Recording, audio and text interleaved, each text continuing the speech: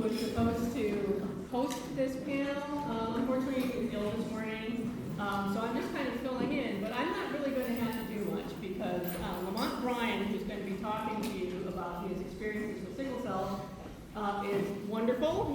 This is the second year he's come to do this for the Foundation Twin students, and I know he is just extremely eloquent in the way he can describe to you what it's like living with sickle cell disease.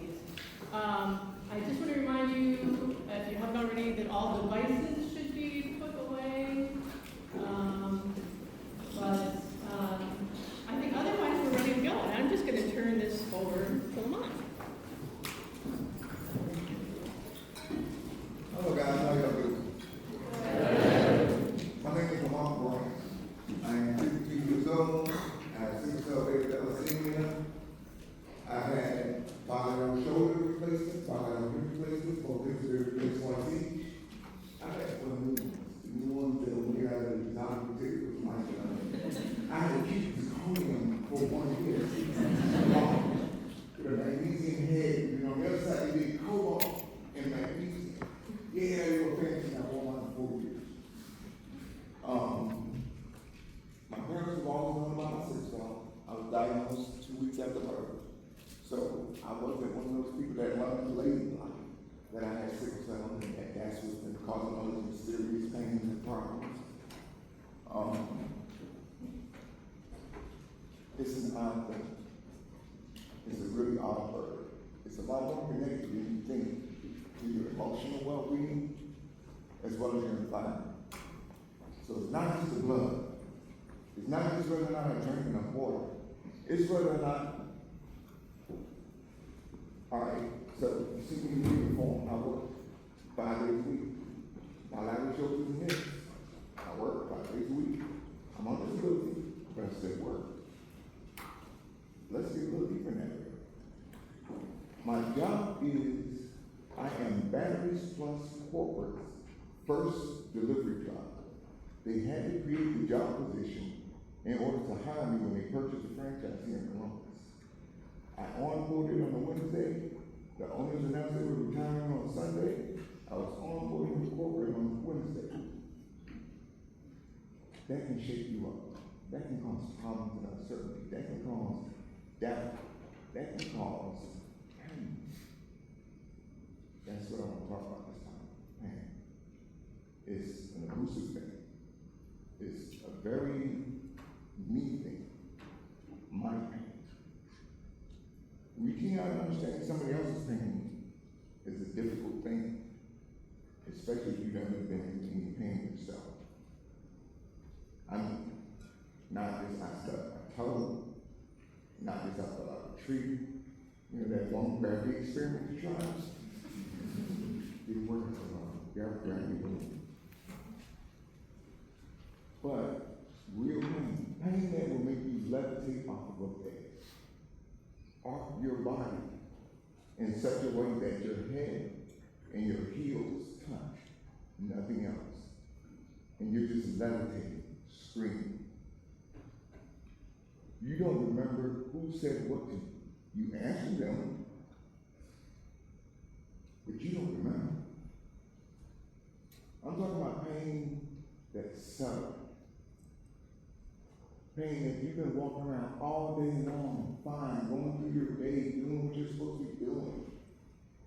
And my job is I go to the different stores and pick up the dead batteries that when your car battery dies, you need a new one. I'm the dude that removes it from whatever store battery store you went to.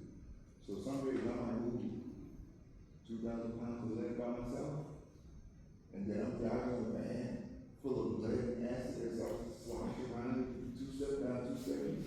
And then the wind kicks in, and now you got your van shifting into a whole new lane because, oh, wait, somebody did the maintenance, so this thing isn't necessarily up to par.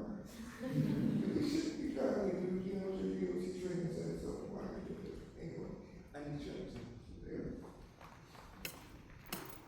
But that kind of pain that can let you make it through your day, get home.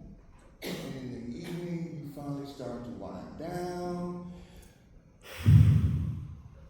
You finally start to let things go. You're not processing so much in your head, you got your headphones out, and damn, my arm hurt. I didn't realize my arm was hurting that bad. Alright, I'm gonna go take my morphine sulfate. I got 15 milligrams immediate release, I got 30 milligrams extended release. I've got promethazine 25 milligrams. Oh, let's not forget the Eliquis 2.5 maintenance dose because, yeah, we popped 2 blood clots, 1 in each lung in a 6-month period. That happened in 22. That was fun. I've had 36 operations and procedures from the age of 19 until the age of 36. I walked into the ER in Savannah, Georgia, at Canberra Hospital with a fever of 108. I had a nurse told me I was lying. It's medically documented. My medical records come in volumes. It's not a folder. I have my own library.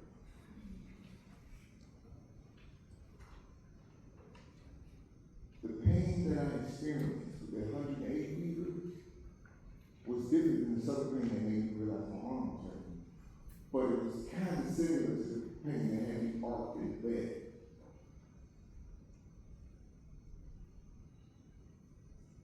The best way that I always tell people that don't understand sickle cell or the level of pain that I'm talking about, I give them something very general that pretty much everybody in here has experienced, especially since you're medical students. Congratulations on that, that's a big accomplishment. But I want you smart guys to know, the really smart guys, the top of the class smart guys, the smart guys that don't have to study, it just comes natural, that was me. University only gives you entry level knowledge. You will not walk out of this being an expert because the lab cannot recreate what life will throw to you. So always expect the unexpected and always account for stupid. Never account stupid. Stupid is, I went to my boy party, I smoked 2 blunts, I had 3 shots of tequila, I had a Guinness beer, and I didn't drink any water, so now I'm prices not in your face. Now, here's another little thing that goes on with this pain part. I need you to trust you to tell you all of that. I don't need any judgment. Not to be part of that crowd that say, don't judge me. No, I don't need any judgment simply because if I'm anywhere aware of my body, I know I just did it myself. I know. So I don't need that judgment. What I need is help. And what I see is a white coat walk in the door. I don't see sister girl, I don't see homeboy, I don't see my guy, I don't see my young lady, I don't see none of that. That's still white coat. Because that white coat has a saran and some IV fluids and some knowledge that's going to make all that I just did go away. So I got it. So I don't need to judge him, and I need to be able to trust you. We need to have a relationship. Even if it's going to be a fleeting one. It's a very taxing thing being in the profession that you pick. Any profession that's forward-facing to the public, it can be emotionally draining. Know that. You ain't built for it. Don't stick around for a check and play with people. We need a better system. They're going to tell you that you're joining a system with a medical institution that's broken. It's not broken. It's working exactly the way it's designed to work. For the corporations to make the money. Doctors ain't getting rich off this as much as you think they are. I got cousins in doctors. She's still sitting there paying off debt. She's been a doctor for the last 20 plus years of my life. I'm poor than her and I'm debt free.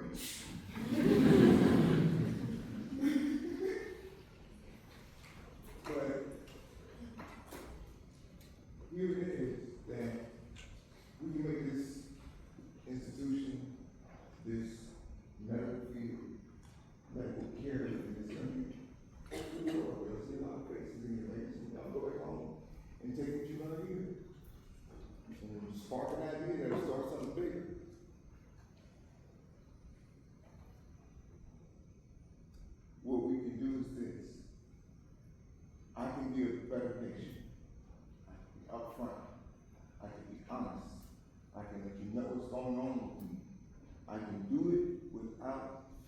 I need to filter or hide anything, because I can trust you to A, follow HIPAA, follow your conscience, follow your moral compass, whatever that might be. Your Hippocratic oath. And keep it on point to do no harm. And then on the other side, you can go home knowing that you gave your best possible care for your patient's best possible outcome. That's supposed to be the whole result of this process. All these years that you put in, all these tests, all this walk in the class, oh my God, physical training, I'm late. My knees don't even get me back when I can see me working with while. Mr. Brian, I've done that too. I got over 186 credit hours. I have maxed out Pell Grant for life and still don't have a degree because of sickle cell. You see, remember that part I said that they would cut on me since I was 19? So I was in college, a freshman. I had a frat boy thing going on. I'm going to get my Greek letters on. I'm chasing the sweethearts. I'm doing all this. And people up 108 to the hospital for about a week. Now we can't get enough. We need you to stay in the hospital for a month. A day short of a month at 108 fever costed me. I came out of that with seminal poisoning. I was a vegetarian, so that was kind of weird. Yeah, that's the reason that Shelby's Big Boys is gone. The breakfast buffet was bomb. Those soft, runny eggs, yeah. Not so good. I have sat here with 186 credit hours. I started off as an electronics engineering technology student. And then I got sick. And I spent 3-4 years getting cut on, having stuff removed, telling me that, yeah, we're sorry, you're never gonna walk again. They didn't even offer me a hip replacement as an option. They just told me I'd never walk again. That I developed avascular necrosis of the femoral head. And that they could do a cord decompression procedure to see if they could save the hip.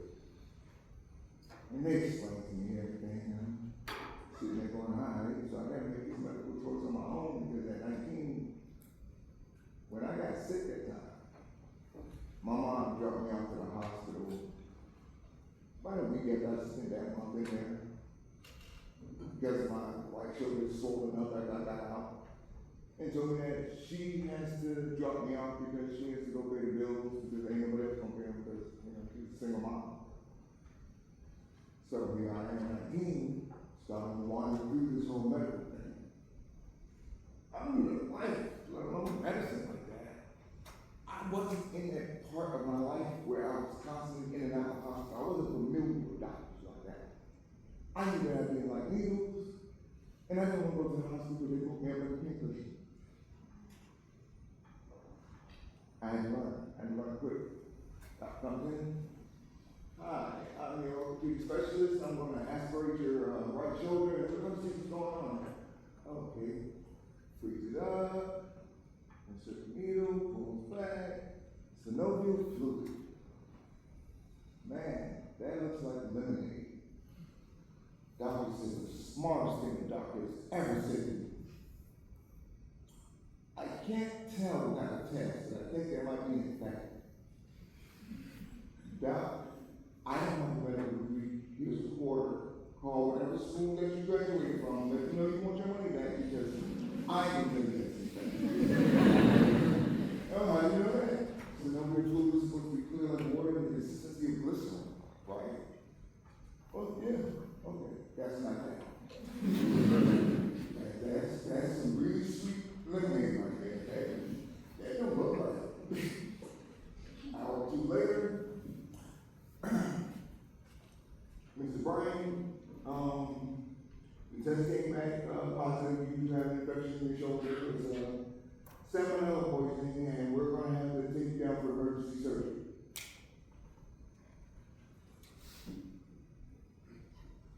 Yeah, mom. Yeah. Hey, mom. Hey, short. I call it short because my mom's like 4 now. My mother's 4 now. That's about mom. You ain't heard that on the thing.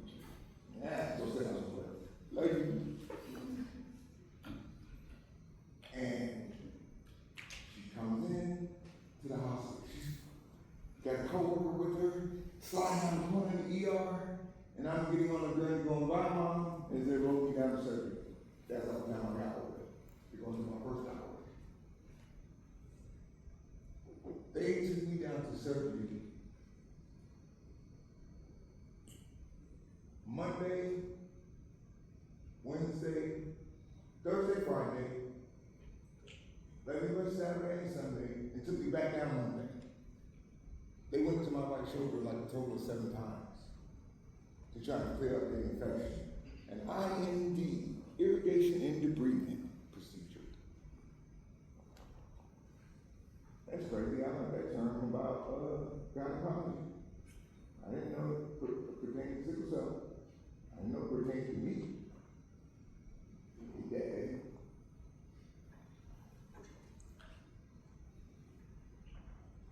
Now, I'm 19. I'm no frat boy, well, I'm still a frat boy, but I'm no longer the party frat boy. Because 90% of the people that were my friends walked away. Some said that I had AIDS because I went from 146 pounds by the same size that I am to 113 pounds in less than 30 days. So that was a group of friends that walked away. Some people just said I was gonna die. So that was a group of people that walked away. So now I'm sick. My trajectory for my life has just been altered drastically. And my support system is crumbling around. Tell you a little secret about life that I never tell you. Everybody has to walk through the madness and make it out the other side. Everybody has to experience that point in their life when their entire world is crumbling around them. Be it losing a sibling, a parent, a child, a best friend.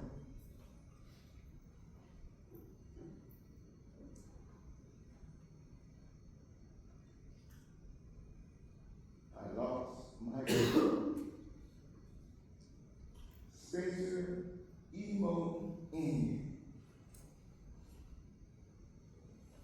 I met his sister, his older sister, when I was that 19-year-old partying frat boy. She was a soldier returning to the States from Germany, and she was in my she was in my English class for tech school when I was chasing down that electronics engineering and technology degree. I never knew it at that point, but meeting her gave me a lifelong best friend and her little brother. That when I met the little crack at 14 years old, I couldn't stand there. He was a little spoiled son. I'm getting, this is how spoiled that man was. That man was 16 years old with his own house. His mom had him as the landlord of his own house. He had his friends that had jobs, staying in the house and paying him rent at 16. Okay? But he was my best friend. He saved my life a couple times. One of those arching sickle cell high pain level crisis I was talking about. He walked into the hospital room and I was there. That one was a fast crisis.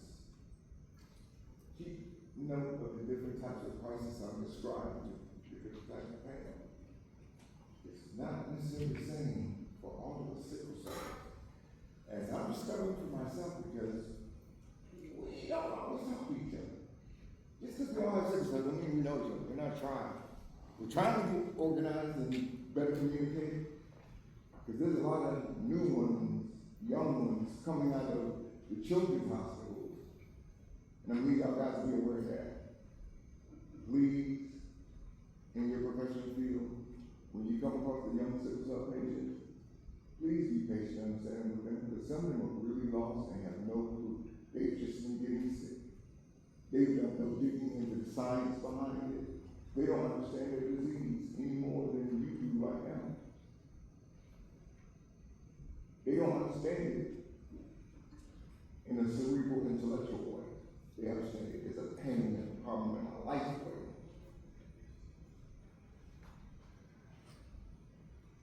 I'm in the bed. I've been laying up in the bed that day. I'd already been in the hospital for about 48 hours at that point. And it was all right. It's a mental crisis. It wasn't nothing too bad. I'm talking, I'm eating, I'm watching TV, accepting visitors. I'm gonna be out here in a couple days. And I fell asleep with my leg from underneath the covers. And I woke up, and my right leg was really cold. And I was like, man, that's cold, that's so cold, it hurts. Ooh. And I'm about to go downstairs and smoke a Rello and see if I can shake this leg out. I fell asleep, leg hurt. This might be something different. I'm gonna let you know when I get back. I'm gonna see if I can walk it off. EPO, PCA pump.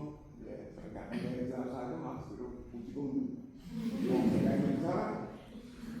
I'm smoking. What you gonna do? Tell me I can? Take my life, try. And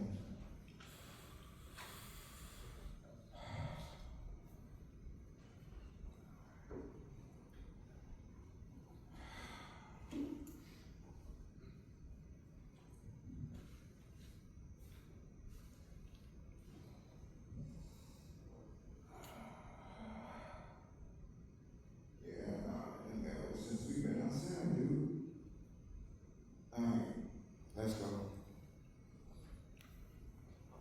Get the elevator, go back to the floor. Tell my nurse when she gets back to call my doctor, because I wasn't able to walk her off, and this is about to be really bad. I walk about. He ain't far from the nurse's station to my room. And I get in the bed. It's a wrap. I am now screaming my head off.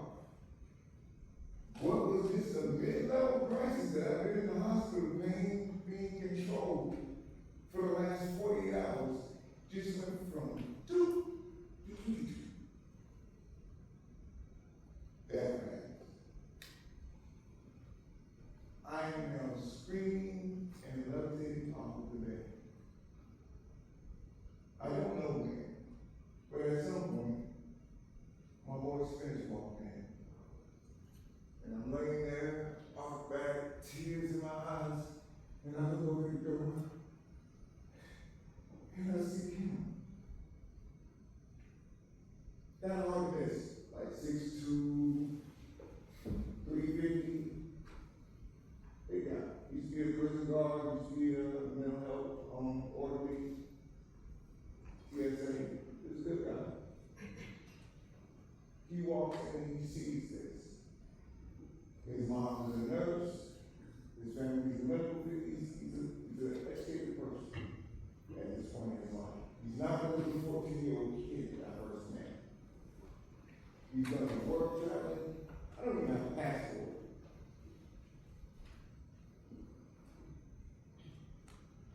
When he sees me, and I tell him, I said, Spence, shoot me. I saw him come, I said, shoot me. He said, where's your gun? I said, in the drawer. It was in my nightstand in my hospital room. I just couldn't get to it. He walks over,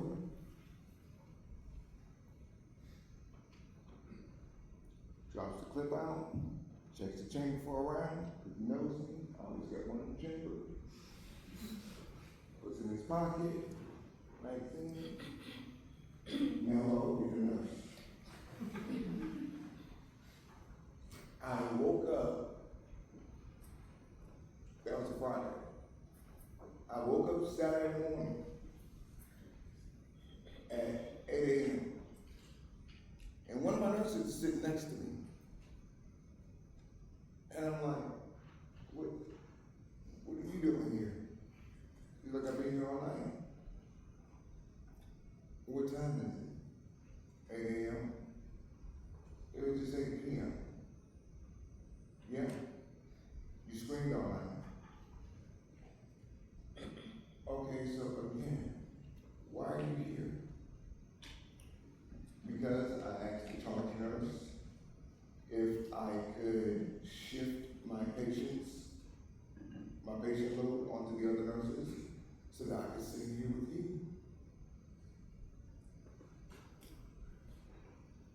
Okay, why are you here?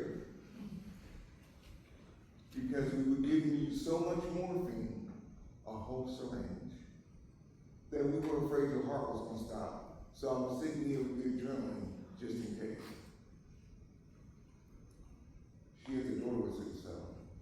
She cared for me a couple of different times. I don't know if I mentioned this again, but I'm from Savannah, Georgia. So I'm 12 hours from home. I just did that drive 2 weeks ago. That was a ER visit. I did it straight. I started down at 2 p.m. and finished at 5 a.m. 5 a.m. in the morning, I was out of Ohio in the state of Georgia on my mom's porch. That was a good surprise for her. I needed it too. I moved up here in 2021. My doctor back home, he was a part of a medical group that was a part of the Zangmeister that's out there at the airport. And he referred me to them. I think her name was Dr. Anderson. Don't get me wrong, probably wrong. But she referred me to OSU East. She said, basically I've been monitoring your blood levels and prescribing opioids. You'll get better care from OSU East. And she sent me to the OSU, she gave me a referral to OSU East Hematology Dept. I was just in the ICC last week, and one of the nurses asked me about my level of health care as a sickle cell patient here. And she was charming me, so she didn't know. I told her, I said, you know what? Out of all the hospitals and places I've been to, this has been the best all around. I learned the specific type of sickle cell trait and disease that I carry. I didn't know that. I never heard. When she said sickle cell beta thalassemia plus was either high hemoglobin plus type 2, I knew I was in the right place. At that point, I'm 49, 48, something like that. And I never had all the doctors, surgeons, experts explain that one simple thing to me. The exact genotype of my sickle cell.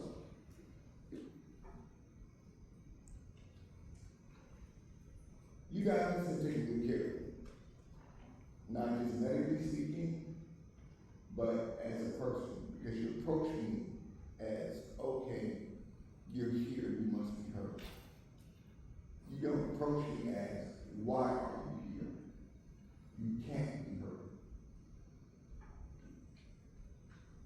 See the difference in that language? See the difference in the way it is your ear? That's another layer that adds to sickle cell. Because we're stressed out and don't want to go to the hospital because we're afraid we're going to be back to that first word again, judge. See how this thing runs around? And I'm just talking about off the top of my head.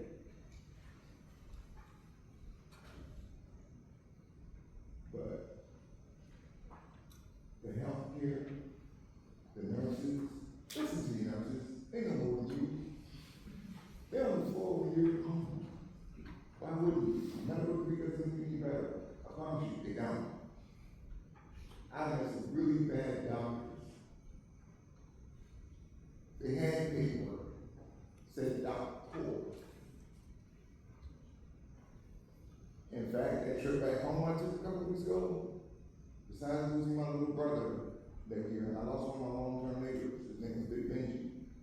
White guy, he was a trucker. Drove dump trucks, drove for Cisco, drove somewhere, good man. He helped me raise my son, helped me raise his daughter. He watched me go through my traumas, and he taught me about life because he was a good friend. I got to see his widow and daughter because he went in to get a stent put in his heart back in 23, and the doctor came out of it and said, okay, everything's done. Then he goes off to his room, talk to his family, he's up, he's alert, making jokes and everything. He says he doesn't feel so hot, and drops his head back and turns white as a sheet, and codes, cardiac arrest, gone. Doctor comes out, goes, well, we did everything we could, but honestly speaking, that was my screw up. Something he did wrong during the procedure. And when his widow, Kathy, says, he told me that, he goes, it's my word against yours. That's what the doctor said to the widow of the patient. He just botched a procedure on the heart, a simple procedure. Then you find out that it wasn't even really necessary because the metrics didn't judge it to be so. And he still has the nerve to say to her, it's your word against mine. Let's not be that kind of doctor. That's what's wrong with this institution. That's what's wrong with medicine. It really is. That hurt. It hurt to lose him. It hurt to learn how I lost my friend. Because, see, in Georgia, down south, when the opioid crisis hit, here's what Georgia did. Florida said, sickle cell patients, guess what? Y'all gotta get no IV fluids, no IV meds. Don't ask. You're gonna force fluids, and here's some motion. 800 milligrams. Can I get somebody to volunteer to give me a hammer, let me smash your hand, and then offer them 800 milligrams of motion? See how that work out? Anybody want to do that experiment? I like experiments. I really do. I walk through life with a whole scientific experiment going in my head with people all the time. Y'all are definition of good use. You are.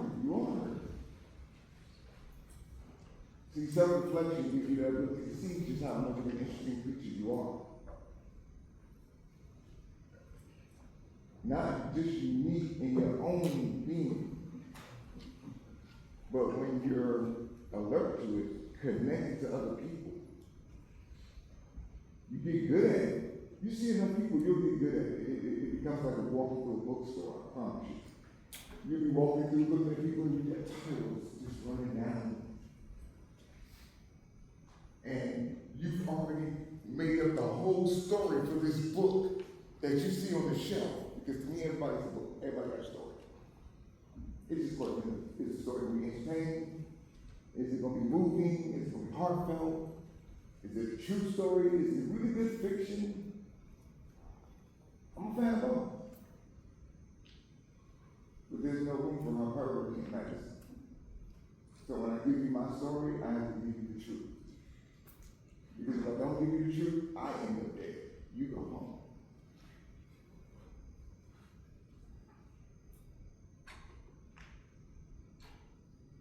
There have been times where, when the state of Georgia saw what Florida did, I remember going into the ER, and I've been feeling bad for about a week at that point. I wasn't 100%, I wasn't 60%, I was not feeling it. Me and the music were not moving. I was trying to do the two-step and had two left feet, so I just kept tripping. And the beat was off, so I didn't even fall to the rhythm. Look, I promise you, there's a way to fall to make it look smooth. I do it all the time. It took me time to learn how to walk backwards and then replace my hips. I can do this. I had a 2-year-old. I had a 28-year-old that just got out of the Air Force. He now works for Gulfstream, and he's doing the one thing Daddy asked him to do. Stay out of my pocket. Daddy didn't want to make it, you know what I mean? Stay out of my pocket. And he's a good young man, I'm proud. He was another man. He pulled it out. He went through the madness. He saw that his line changed, okay? But I walk into this ER and I'm seeing this current ER doctor. I don't know who it is, I've never seen before. And this is a hospital that I've been attending since I was a child. So I'm kind of familiar with the medical staff, kind of all over the hospital. Like, I didn't walk the hallways with patients. I walked the back hallways with the doctors. I was in every area. I knew where morgue was at, the garage. I knew where everything was at. I was everywhere in the hospital. And I got greeted by a first name. Not, hey, you, not, excuse me, sir. I'm like, what you doing down here, man? Ain't you supposed to be back up in your room? Yeah. I'm going right now. I'm trying to get some exercise. I want to go home. That part. We don't want to be in the hospital. I don't want to be in your face. I don't care how much drugs you got. I don't want to be in your face. I want to be home with my bed. Cuddle up on my snuggles.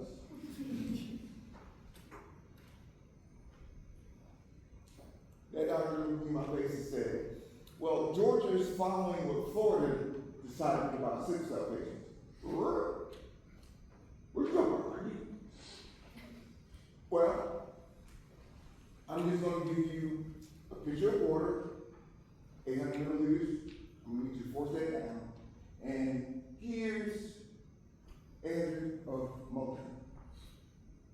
Because I think you may have drug-seeking habits.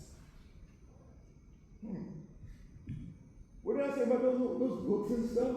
Them titles and stories we made up? I'm not what I'm here to do. I'm a lot of things, but you probably wouldn't guess most of them.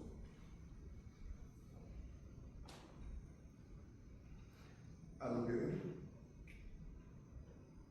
I'm like, dude, obviously you don't know where I'm staying. I live in the projects. Let me repeat that. I live in the projects. The dude on my right there, cocaine. The dude on my left there, weed. The dude across the street there, marijuana. And pills. And hash. And what you want. And in my pocket, I got $500 cash. Why do I need to come to the ER instead of see him for you to become a documented drug addict? Well, sir, you're just going to have to do it. You know, don't worry about it. I'm out. Security! Yeah, dude called security on me because I took the leads off of myself and said I was leaving. I'm leaving. Your problem is exiting the building willingly. Why you not scared? Now, let's pause for that because I'm humble because now we can bring this into it. This face was staring at that face. And that face dropped when it saw this one. So I knew I wasn't going to get a fair medical treatment or exchange from the door. So be conscious of your mind and yourself. I know that these guys teach y'all to have that professional exterior.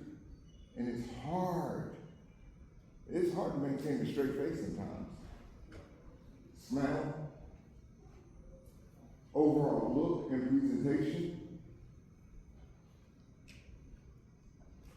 sometimes people's energy, the vibe they give off, will just instantly make you go, whoa,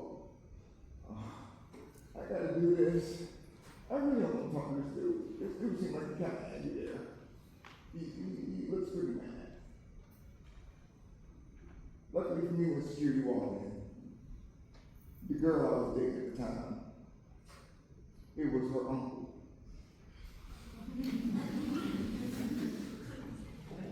That is a Lamont glitch. That is a Lamont glitch. Lamont has that ability to slide through cracks. We started really getting into Lamont's life and what Lamont done did with sickle cell. Lamont has outrun the police at the speed limit. I never broke the speed limit. They wanted to pull me over because I had loud music in my car and I was not really willing to stop for an ordinance ticket because they were also seizing cars and taking systems. So let's not do that. I have had my own personal Fast and Furious race moment with that same little spoiled 14-year-old spins. Susan G. Komen Breast Cancer Foundation, along with BMW USA Test Drive for Life event. They used to hold those about 10 years ago or so.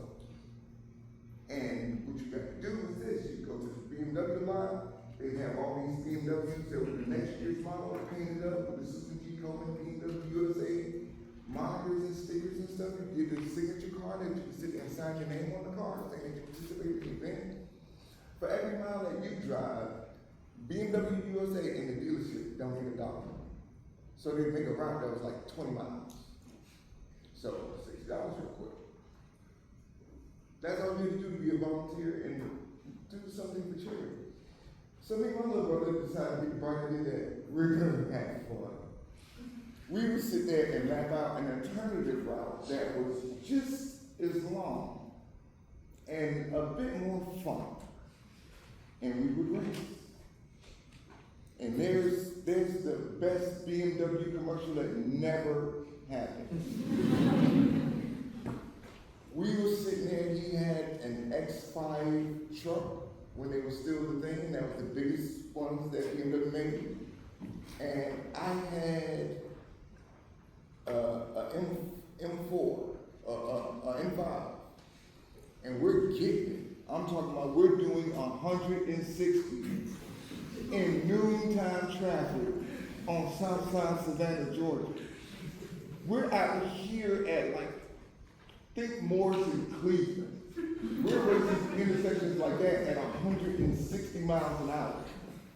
I'm talking about downshifting, going around cars, going in oncoming traffic, everything. Just slide all over the place. Getting it. And we came down this one road, I think it was Whitney or Shipley.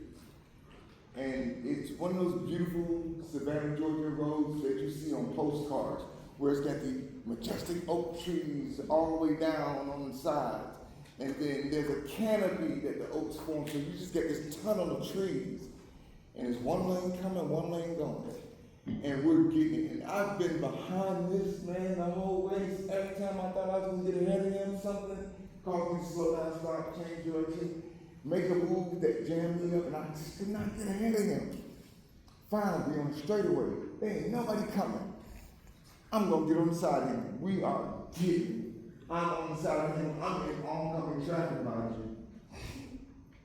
And a lady backs out of her driveway, looking to her left. We're coming from her right. We're coming from her right at better than 110. We are getting, and we see her, and we hit the brakes. And literally, both of us stopped. Bumpers a foot from her car, perfectly in sync. That was just a random moment that happened in that little adventure. You're lucky to find a friend that you can sync up with like that. You're lucky to have a sibling or a family member that you can sync up with like that. A classmate. Maybe even a patient. So, for example, just romantic soulmates are people that bond with you. They will be lifelong friends, and they will be lifelong friends. Don't take those for granted. And for some of us patients, y'all know that. Y'all become that for us. Leaving Savannah and moving up here, all those wonderful stories and memories that I created back there, I left those. I not only left my immediate family and extended family, I left my medical family. I didn't realize how hard that hit me until, I think it was last year, I was in the ICC, and one of my nurses was like, you know what, Lamont? Yesterday made a day exactly for me meeting you for the first time 2 years ago. I've been taking care of you for 2 years. And I was like, you know what? That's right. Part of the way she was getting used to not necessarily seeing the same faces all the time. When I go to certain offices, there's certain key members at like the hematology office at OSU East that I go to that they're there. They're always there. But then there are other members that I might see this PA one time, I might not see her again. I might see this nurse one time, I might not see this nurse again. And they're in part of the infusion center where I get the sickle cell, I always do the name of it, it's Christmas off. We just call it Chris for short. It's an infusion. I get it monthly. So no, sickle cell. I give it mixed reviews. I mean, it's usually and short of them,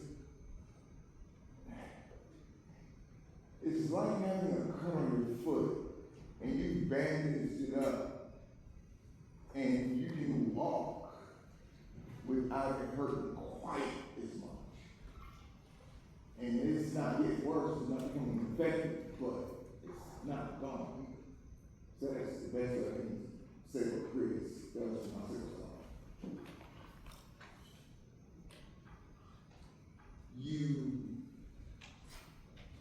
will see me on my worst day. I will be in pain. I'm gonna be a little short. I'm sure everybody takes questions, but I'm gonna run this down as fast as I can. I'm 53, I've got sickle cell, beta thalassemia, my right leg's hurting, my left shoulder, and my back. I took Finnegan, morphine instant release, morphine extended release, 30 milligrams for the extended, 15 for the instant. I've taken some Aleve back to body, I think it's like 250 milligrams of ibuprofen or whatever. And no, I'm not feeling that. I've been trying to drink water. I drink a lot of Red Bulls, like the campus actually called me. Sound bad. Red Bull drains potassium from your system, which sends me into cramps and along the heart rhythms and stuff that can cause, and that sends me into the ER. Yeah, all of a sudden, it's a really pervasive disease in the way that not only does it affect your body, but also in the way that it can affect your life.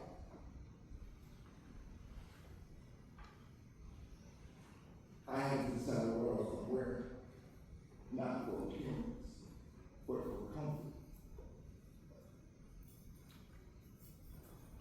Because the short sleeve shirt and AC might send me to a crisis. When I was a kid, I couldn't walk through the frozen food section of the grocery store. Because by the time my grandma got through looking at her chicken and frozen chicken thighs, okay, and whenever we frozen vegetables, we're gonna get some fries, come on. I'm hurt. So I was scared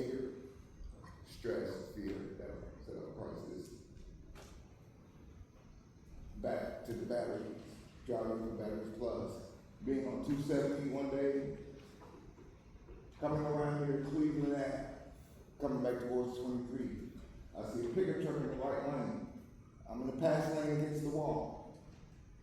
The pickup truck has a trailer behind it with like some 8-foot long posts for fencing, wooden posts.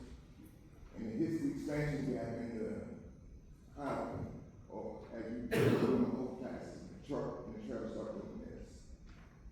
And then it does this, and the next thing I know, the trailer whipped the pickup truck around in a circle in the middle of 270 and is spinning towards me. Holy crap, where's my escape route? And car here, here. Okay, just slow down and let him do his thing, but not so much that you slow down and get caught up in it. All right. Oh, shit, that made my back hurt. Oh. All right. That was a crisis, just that quick. A jump scare. Sitting into a crisis, instantly. That was just part of driving for work. That's just part of being on the highway. That could have happened to, I wasn't the only one, there were other cars there. But out of all those cars, I'm the one that probably actually had physical pain. From that, I went straight home and just sat down for an hour, called my manager, let him know what happened, and just sat there for an hour. And just let everything, just in reenacting that little bit of the story to y'all, the memory was so visceral that it literally made my back tense up and begin to hurt just that quick in front of y'all. Yeah. This disease is not easy. And we have a lot that we carry on our plate, whether we're at home with mom or on our own. There's a lot that we carry. I work, I have a 28-year-old, a 16-year-old, an 11-year-old, and a 2-year-old. The 11-year-old, 16-year-old, 2-year-old at home with me. So when I go to work, I come home, mom goes to work, I take over the family. I cook, I walk, get the bath, whatever needs to be done. Some days I can. Some days I can. Some days Daddy just needs to sit down. When I leave here, I'm probably gonna go to work. I called the ICC last night to see what we did and get some meds and fluids. I'm hurting. If this was an assessment, my pain level is floating at about 4.5 right now. I'm still waiting on the morning meds to kick in. They called me back at 6 o'clock this morning saying, hey, we can get you in now. I got put on the wait list, and I was like, I have a speech to give at OSU. They're like, huh? I said, I have a speech to give at your OSU at Millen Hall. And they're like, oh. Okay, well, you want to call back later? Yeah. Oh, okay, well, you can do that. You can call, during the day hours. Okay. I know these things, kids will be at 6 o'clock in the morning to let you know this. Okay, cool, thank you. Bye. So that's 6 o'clock, because I'm still here. And when I'm done with this, I'll work. And when I'm done with that, I'll either take my fiance to work or give her the car so she can go to work, or either way, I'll end up at home with the children. And then, after that, I'll see if I can go ahead and breathe and call the ICC and see if I can get some food to that. Do I look like I'm hurting y'all?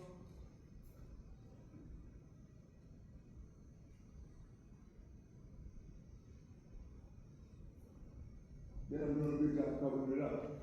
That's something else we say was we do our best can't block it. You see, especially if you're from hood, walking with a limp, and you young, walking like this, because you hurting, target, possible victims in progress.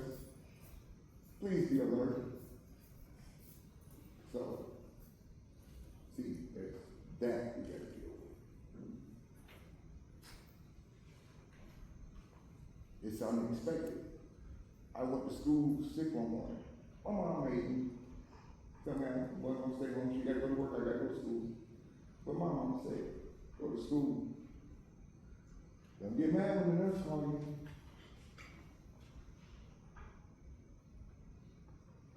Get to school. My mom was walked up on me. And he rode the school bus with me, so I'd already told him my arm was hurt. And I wouldn't feel it. So he knew this. But he walks up and he goes, how you doing? And hits me on the shoulder that I know it's hurting. I turned around, I grabbed him by the throat, and I shoved him up against the locker. I didn't know I could do this, but wow, this actually kind of cool. Let me go. Dude, I told you I was hurting.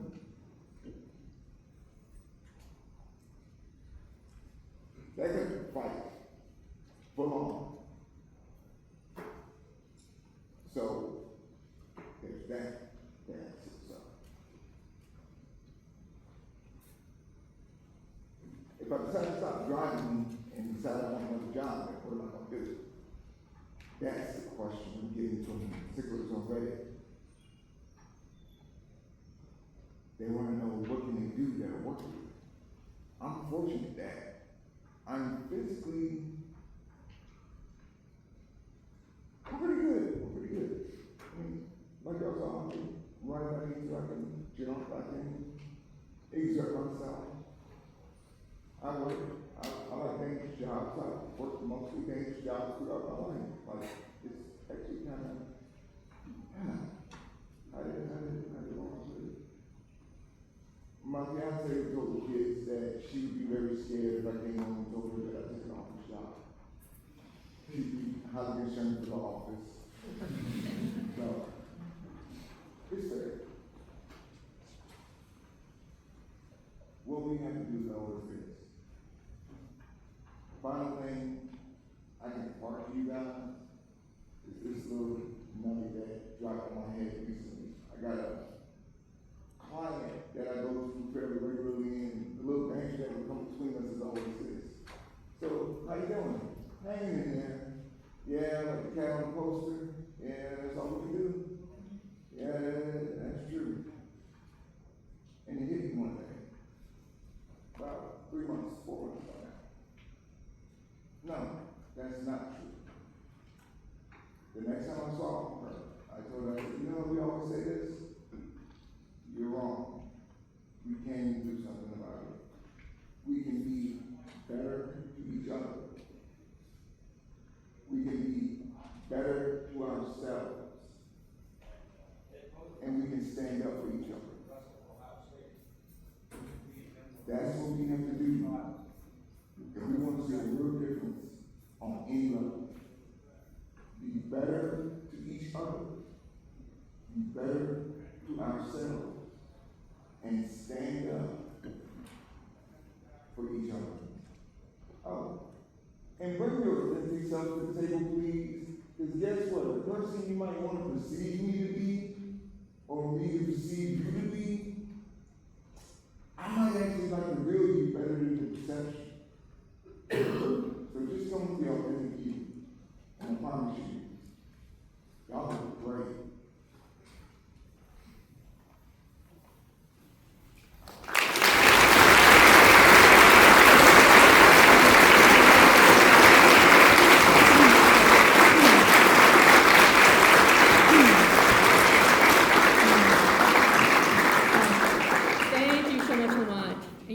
So entertaining. Are there any questions that you would have for him? Anybody want to ask anything?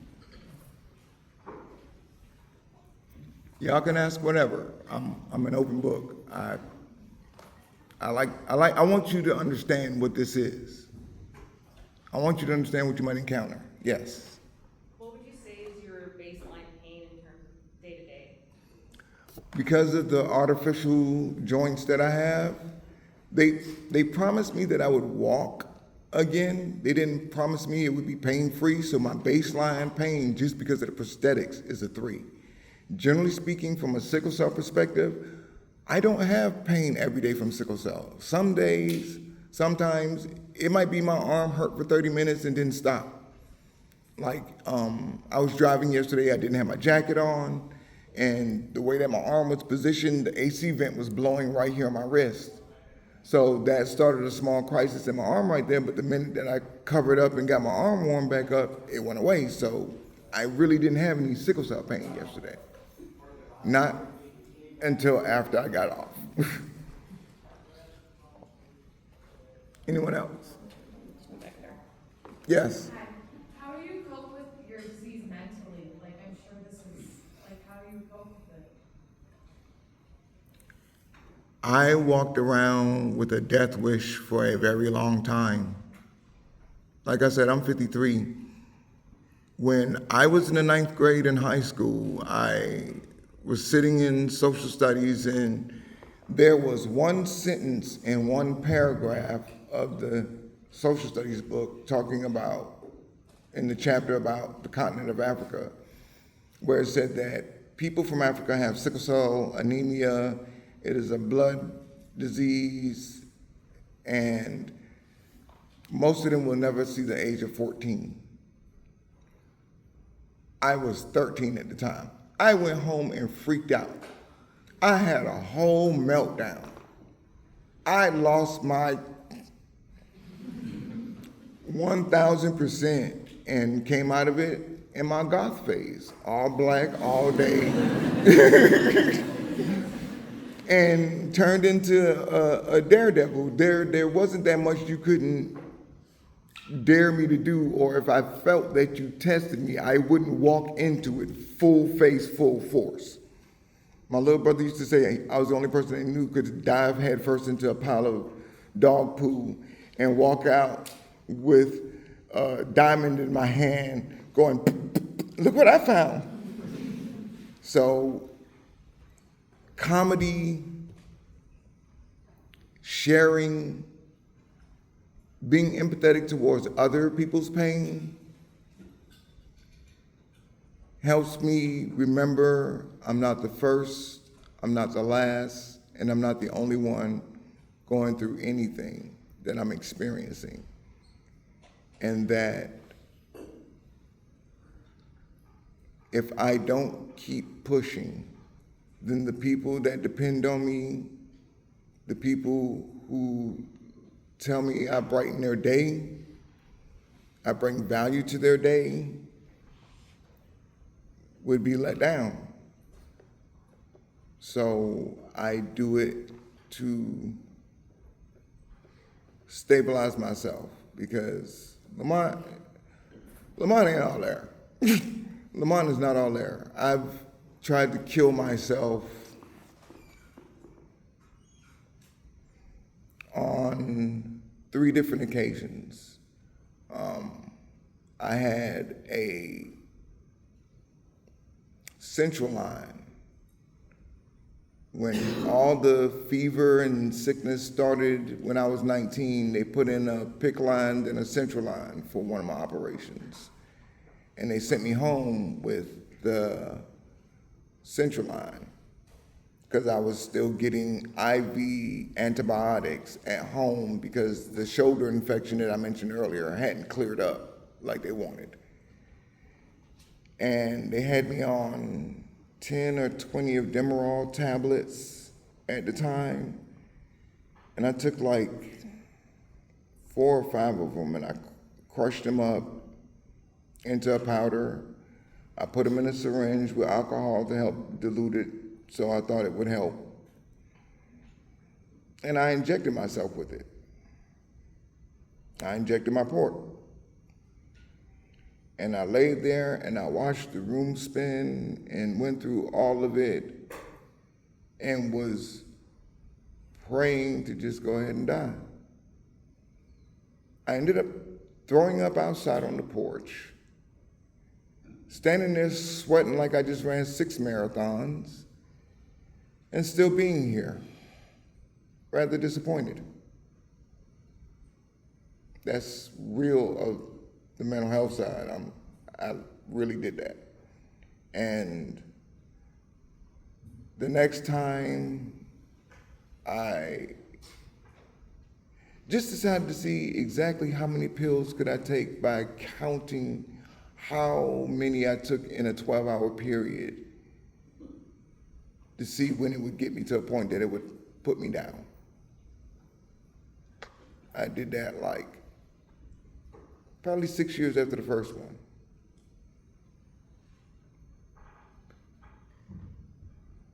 The third one was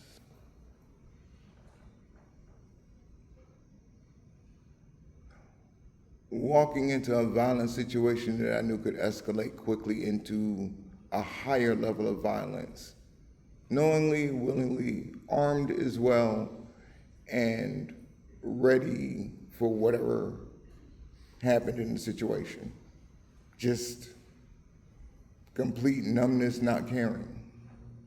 So the mental health the pendulum has swung back around to a more positive bent.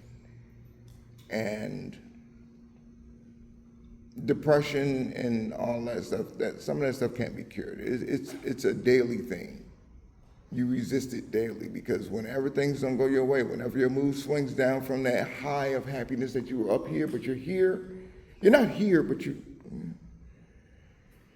that can be enough to trigger it when you are depressed and feeling like you're worthless, and that you have your mom come into your hospital room and cry and tell you that she misses the Monty that used to help her do stuff and be constructive around the house. And I'm laying in the bed looking at her going, yeah, mama, I miss me too. You can't miss me more than I do. So I would say that daily, moment to moment, story to story, encounter to encounter. But in all of that, what I value and take away from it is that it allows me to connect better with people that are going through things. Because I was very arrogant when I was young. I really thought I knew everything and that I was smarter than everybody around me. I've always been a conversationalist. I've always been highly intelligent, well-spoken, all those things. That stuff comes easy. And it was a real blow to my ego, my mind, my belief system. Belief systems are weird, guys. Because see, belief systems are those things that aren't physically a part of you, but you take it so seriously that it is a part of you. And if somebody touches it, you can get very defensive, very violent, very quickly. But beliefs change. So I personally construct my belief system around accepting new knowledge and replacing old knowledge. And then connecting with people, doing things like this. It helps me get to a place within myself that I feel my worth, I know my worth, and I know what I have to contribute despite everything that I've been through.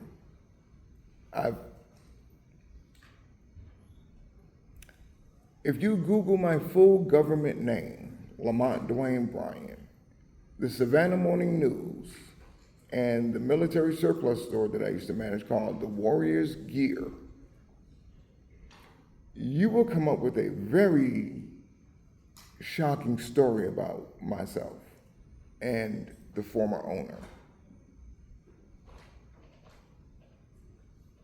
There are a lot of things that I have done intentionally, unintentionally, that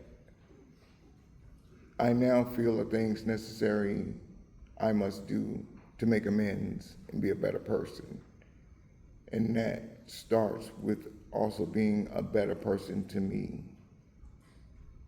because no matter who knows what about me, only I know what I think and really feel about anything or anyone. And that is a big part of balancing out my mental health with the illness and dealing with the pain and being able to accept my limitations. I don't have to hit a stop sign or a wall. I just realized that some things for me are speed bumps, and I just got to take it slow. But I can still get it done. And I thank you guys for giving me the chance to exercise that, because I've been missing a crowd and a microphone for a while. Well, I do spoken word poetry, and I haven't had an opportunity since I've been in the city to get to any of the events, because I'm always working or I'm with the children. And this helps. Anybody else? Yes. Oh, I saw your hand. Then I'll get you. Go ahead. Could you please tell us a little bit about the community you've built, either in person or online, with other people who have sickle cell disease?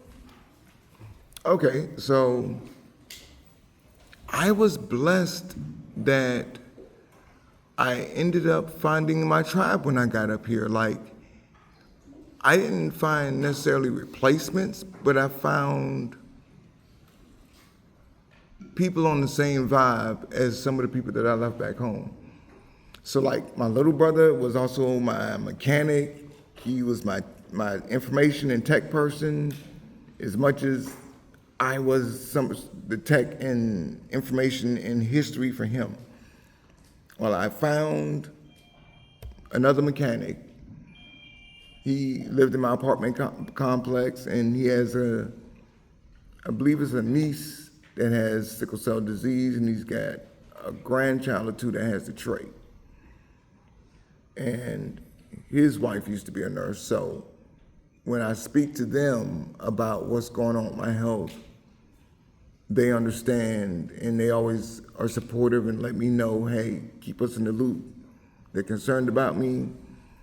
Through him, I met a gentleman named Rob. Rob is my other brother now, and his wife used to be a nurse, and she knows a lot about sickle cell. And when I went back home to Georgia last month, they were calling me while I was on the road to make sure that I and my family were safe.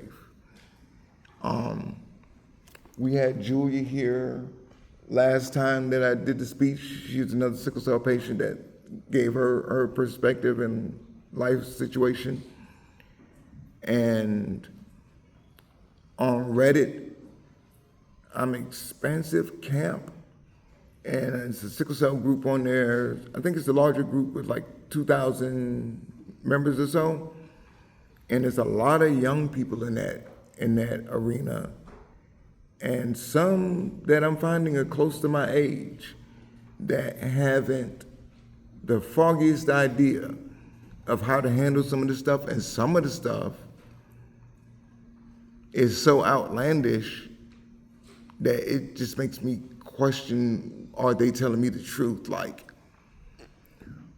one young man said that his hematologist in Florida refused to prescribe him his opioid pain medicine because he wouldn't take his hydroxyurea as prescribed. Okay, number one, hydroxyurea is not necessarily effective for all sickle cell patients and all sickle cell variants.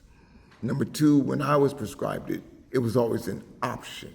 It was never a command or demand or a default setting that had to be kept in order to achieve this. I try to inform them of their rights. I try to inform them of better ways to communicate with their medical teams. I give them instances of situations that I've been through, similar or in the same field, or an assessment of what they're dealing with. Because sometimes they're being a bit too sensitive. It ain't all just they looking at you crazy and looking at you like you're a drug addict. You might be acting like a crackhead right now. Chill out, man. You're doing the most. So and I'm just as blunt with them because we ain't got time to be sugarcoating stuff.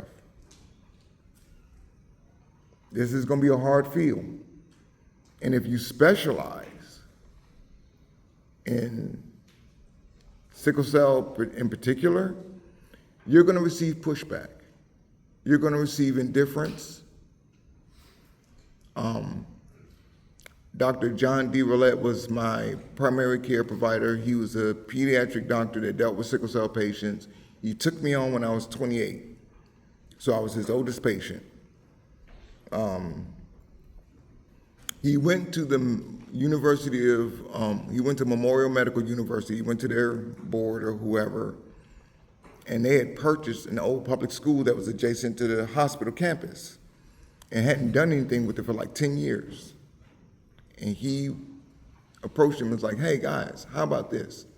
How about we take that old public school and turn it into a sickle cell ward where the homebound teachers could come to one central location. They don't have to go all over the hospital to find the students. The students can actually have classrooms there so that even though they're here sick, they could still keep up with their school. And we would have one central location to keep the sickle cell patients so that they won't be screaming and hollering and disturbing others, because at that time, the way that the hospital handled us, another one of these things with sickle cell, we either got put in peds so that we could scream with the other kids, or they put us in geriatrics where we could be ignored. So, in this point right here in my life, I have a very broad base of doctors, nurses, and I do my best to connect with anyone I can online. I'm not leading any groups or anything. I just contribute. And you? Yes. So my question was with the pain and kind of like difficulties that come with sickle cell, how are you able to stay active while minimizing discomfort? Okay. Active comes mostly through work. Like, I get home, I'm chilling out. I'm gonna get on the couch, and if the kids got food, Daddy didn't feel like cooking today, so I'm gonna order us a pizza. Y'all want Chick-fil-A? Got it. I'll go get the Chick-fil-A and we'll eat, and Daddy's gonna put his feet up and chill. Daddy's not feeling too good. So I do my best to stay hydrated and to try to eat lots of colorful foods, lots of salads, lots of fruits, anything with a multitude of different colors in it. It gives me the things that I need, because I can't take iron supplements directly. They actually send me into a crisis. They don't help. So I have to eat lots of green leafy vegetables, and I've heard from some people that eating that kind of food from them with sickle cell will actually send them into a crisis, so they avoid those foods, which my sickle cell is not their sickle cell, so I listen and receive. It seems counterintuitive to me, but that might be what worked for them. So trying to stay on top of my hydration, taking my meds when I need to take them, because I'll walk around all day and not take my pain medicine, then stub my toe and go, oh my God, that hurts so bad. Why did that hurt so much? I didn't take my medicine. Right. Because, like I said, I'm not always in pain constantly. There are times when I'm perfectly fine. Thank you very much for your presentation. My question is, can you tell us more about what it's like having children when you have sickle cell? Is there any genetic screening you have to do or anything of that sort? Now I think we do the sickle cell screen at birth. Yeah, I think that's true. Because when I was growing up, you had to ask for the sickle cell test when I was born. And my mom took me in, and that's how they found out 2 weeks after I was born that I had it. when I was in school growing up, in like middle school, high school, when we still had actual school nurses, they would bring all the black students in and have us all tested for sickle cell every school year. So that was when a lot of kids found out that they had the trait or the disease and didn't know it. Then there's now being born at birth. I know now that my oldest son, he has the trait. I think my 11-year-old has the trait and the 2-year-old doesn't have the trait. And even though it's just a trait, the trait can be active. It can actually act like sickle cell full blown. So my 11-year-old, she has to modify her play. She has to be conscious of her water intake, and she has to be layered up like I am in the wintertime, because if not, then she starts hurting too. So there's that, and parallel to that, as a father and the one that has the sickle cell disease, I'm used to being the one that's sick. So when my babies start hurting, that is extra painful for me, because I'm not just viewing it as that my baby's hurting. I'm viewing it as I know how she's hurting. And part of it's my fault. So that is that side of it. And I do my best to provide her with the things that I know she needs and try and encourage her to have the diet that she'll need to be able to control her version of sickle cell, since it is more active, and to be mindful of both her movement and her intensity levels, because she moves fast. She's a little, my baby's, she takes after her mama, oh my God. They're very quick people. And I'm just looking at them like, okay,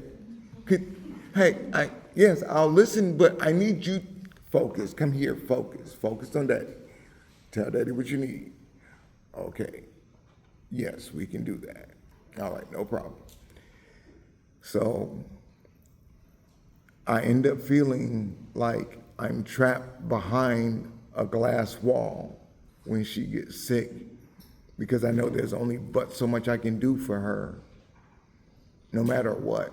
You know, even if it was bad enough to bring her to the emergency room, there's still only but so much I can do for her. And I have to be mindful, because if I get too stressed out about my daughter being sick, what's gonna happen, class? Yes. So now daddy's down and can't take care of baby, and baby gets worse. So I have to remember to eat, rest, step away from it a little bit, and that's along with the mental health side of things and juggling the disease, and yeah. The gentleman behind you? Yes. Thank you for sharing your story with us. We really appreciate it. How can we better advocate for patients with sickle cell disease? Listen to us. As you go throughout your career and you meet more people, step outside of your personal box sometimes and observe. Because what you will find is that you will start to recognize types. And it's not the judgmental thing that I was talking about. It's a very simple reality of dealing with people enough. After you've met enough people, it's easy to start to get a feel for this person pretty quickly. You could tell who's trying to BS you. You know, the guy that comes up to you at the gas station that says that his car's out of gas and he just needs $10 to get some gas so he can get his car up here to fill up the pump. And you say, okay, I'll give you I'll buy you $10 of gas and a gas can. He goes, oh, no, you can't give me the cash. See the difference? That's not a person that needs gas, that's a person that needs cash. You'll build that skill to discern, but you have to work on it. You have to shut off your own prejudices. And don't be fooled. Don't fool yourself, because the first person everybody lied to is they self. Just so y'all know that. Everybody in here, the first person you lied to is you. That's the first person you lied to. Don't deceive yourself. And if you don't deceive yourself, it will make it harder for other people to deceive you. I know you guys work hard to get those licenses and certificates and to get your degree and become medical professionals. I know the DEA ain't playing about this stuff. I've been in the pharmacy when the DEA is sitting there going through the pharmacy shelf. And I'm asking for my prescription. It is in a pre-authorization phase so that I'm not able to get the paper prescription I have in my hand filled right then. They need to call my doctor, or the doctor left he didn't do something right on the form and the pharmacist caught it. DEA agent turned around to me and said, let me see that. Yeah, he's gonna have to go get another one. So I'm 2 pills away from being completely out, scared of withdrawals, and all this. These are all parts of what you're doing. You're not just studying numbers and charts and labs. You're going to be doing some social working there. You're going to be doing some human connection there. You're going to find yourself having at least one patient that's going to leave a part of themselves with you and might take a part of you from you. I stopped volunteering in the children's hospital when I was younger because I went in, looked at the list of new patients, and picked the young man that I wanted to work with. My job was to play video games with the kids, read them stories, whatever. That's what I did at the children's hospital back home. And they gave me a 2-year-old little boy, and they said, okay, this is different. I was like, huh? They said, this is different. You're going to have to gown up. Which, what? This little boy has AIDS. You're immunocompromised. So you need to gown up like you're going into surgery. This is back in the 90s when we still didn't know completely about AIDS transmission vectors and stuff. We were still really scared about a lot of stuff. And they gowned me up like I was going into surgery. I'm talking about mask, cap, gloves, gown, booties on the feet. And they handed me a rag and a bottle of disinfectant. And they told me everything that little boy touches, I have to walk behind him and wipe it down. He's 2. They let him loose in the playroom with all the toys, the blocks, the dinosaurs, the Hot Wheels, everything. And the whole time I'm just, and at one point it hit me. Oh my God. Hey man, if somebody was following behind you right now with a spray bottle spraying everything that you touch, how would you feel? Bruh, that would be a whole problem. So what you think this little boy would do or think of you if he knew what you were doing and he understood it? And it made me quit volunteering right then. When I was done with my playtime with that little boy, I escorted him back to his room, and I never went back to volunteer again for the kids. So be aware of that. This isn't just paperwork and charts. This isn't just making sure that you remembered what you learned in class. This is stuff that's going to touch you.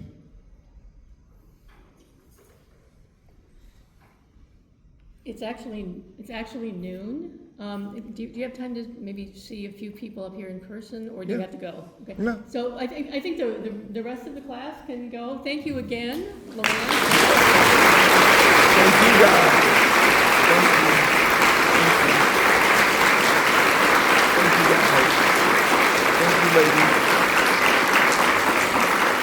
I really appreciate it so much. So yeah, if anybody has a few questions they want to speak in person to Lamont, you're welcome to come up. But the rest of the class will be dismissed. Yeah. Did it work out? Is that? Was that good? Yeah, that was awesome. You were so awesome. Honestly, I just love the way you can extemporaneously talk for an hour and a half. How you doing? Good, how are you, sir? Doing well. I just wanted to come and personally thank you for telling us your story. We learn more from the patients than any classroom, anything.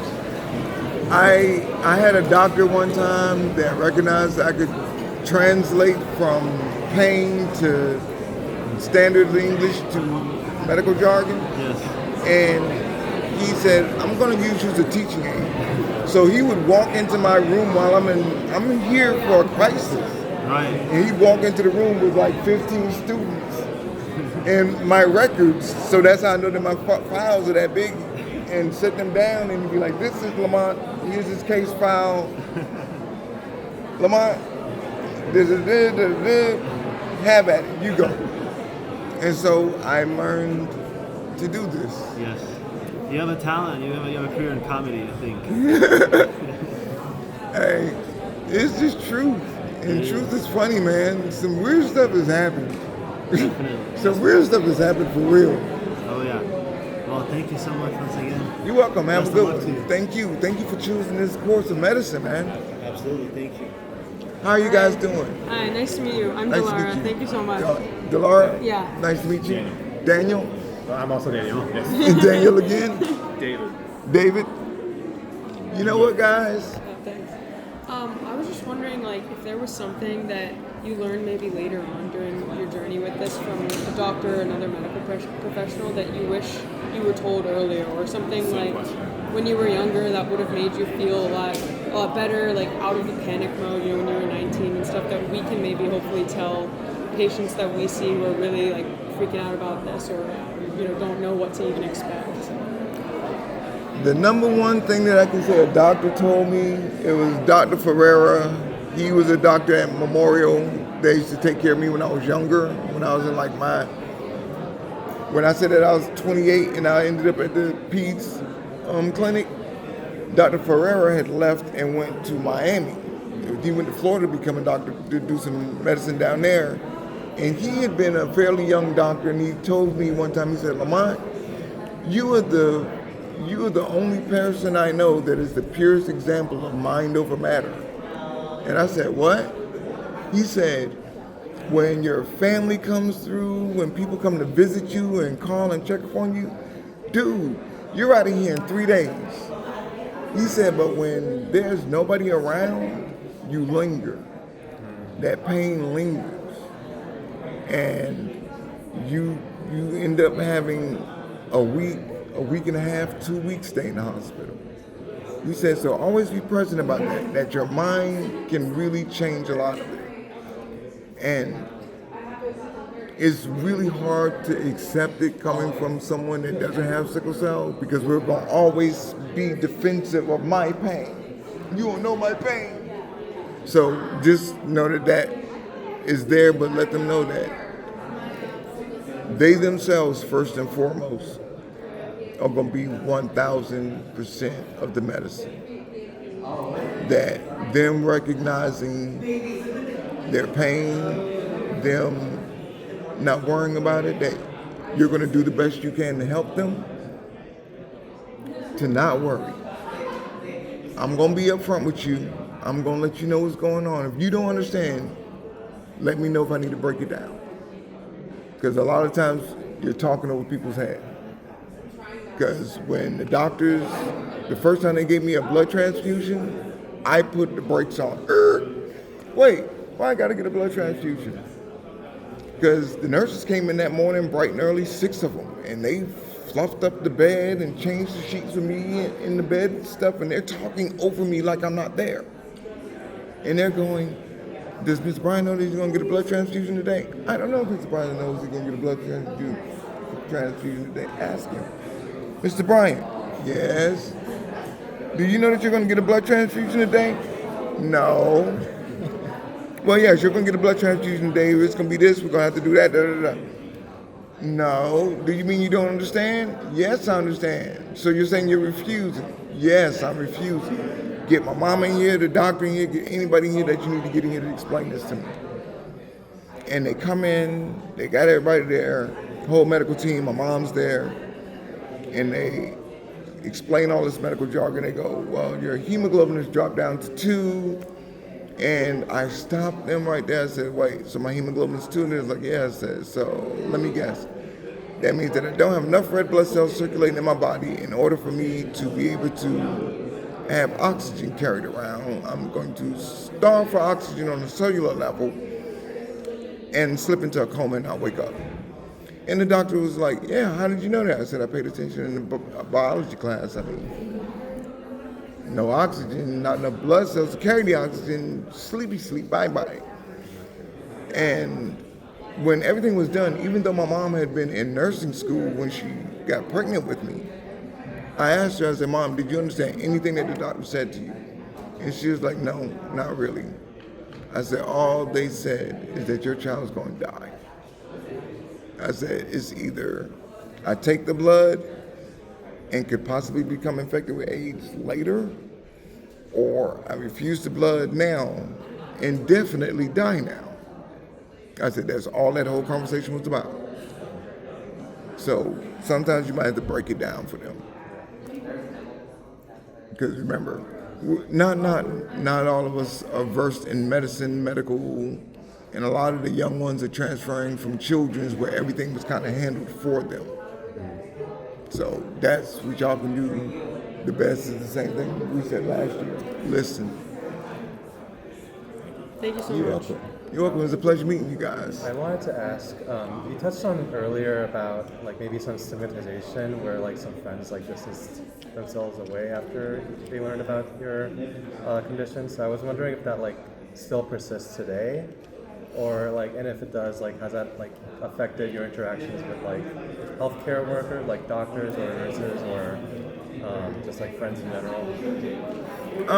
The funniest thing that I come across as far as any kind of stigma goes is that outside of the drug seeker opioid crisis situation, because it's funny that that wasn't a thing for sicklers prior to the opioid crisis.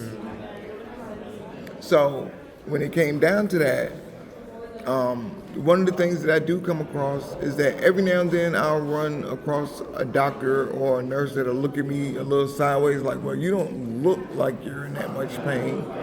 Well, I'm a very stoic person, and I've learned that if I'm sitting here screaming and yelling, that raises my blood pressure, which makes the pain hurt more, which raises my blood pressure, which makes me scream more. So let's wrap all this up, tie it up in a bow, and we're gonna be patient, and we're gonna wait as patiently as possibly. We're gonna get on our phone, we're gonna game, we're gonna do something to occupy our mind and keep me from searching my body and going, oh, well, that hurts too. Oh, that hurts even more than it was hurting 5 minutes ago, because that starts to feed into it.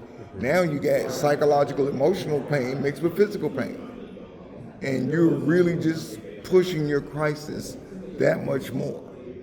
And that's some of the stuff that you might have to teach some of the young ones, because they haven't made all the connections to all the different things that can set their crisis off. They're thinking about, if it's too cold or too hot, I'll get sick. That's about where their thoughts on it stop. A lot of people don't think above their eyebrows, you know. So I just try to deal with it by educating people, just being open to talk to them and let them know, because the funniest thing that I'll come across is this one. Is sickle cell contagious? Dude, you black, you don't know this? Like, you kind of sort of need to know this. Do you know if you have sickle cell trait? Should I get tested for it? Yeah, because you don't want to have a child that comes out sick and then you're having to take care of a child that's sick. Because see, my mom had half, my dad had half. When you do Punnett square, there's a chance for them to have a normal child, a child with a full-blown disease, and to a child with a trait. And I came out to be the child with full-blown disease. And I used to think it was a curse. I used to hate it. Oh my God, I used to hate it. And I realized that one, it's taught me humility. Because I have to be dependent on other people to care for me. As simple as I am hurting so much I can't feed myself. My hands won't move to hold the spoon so I can feed myself. I can't bend my arm enough to feed myself. So I have to allow whoever, doesn't matter what their face look like, feed me. I have to allow them into my personal space to put food in my mouth, a very personal, intimate thing. So I had to learn from that with the humility. And the other thing is, it allowed me to meet great people. I've met some very compassionate people.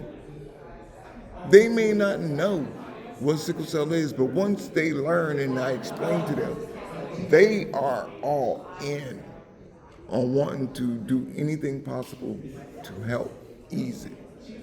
And you guys even being interested, thank you for that. Because right now, we're going through a blanket effect. This isn't just medicine is having a shortage of new doctors or nurses, or doctors and nurses stepping out early and not coming back. Every field, every industry, every level from corporate, mid-level management, not the top ones. The top ones, them dudes, okay, they're good. They're Gucci, literally. But everything down is being given extra stresses, new regulations or deregulations that make what should be a simple job that much harder. And people bringing it's not even that they're bringing their home life to work. It's just so much going on. It's all blended together now. They can't separate home life from work. It's the same stress all the way around.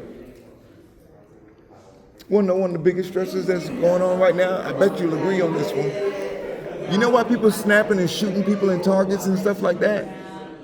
Because during COVID, corporate America learned that they could force us to shop 8 a.m. to 10 p.m. So the weird people that didn't want to be in the crowd during rush hour after school with all them kids and other people would go shop at 3 a.m. That's when you could watch YouTube and see all the weird stories about people doing crazy stuff in Walmart at 3 a.m.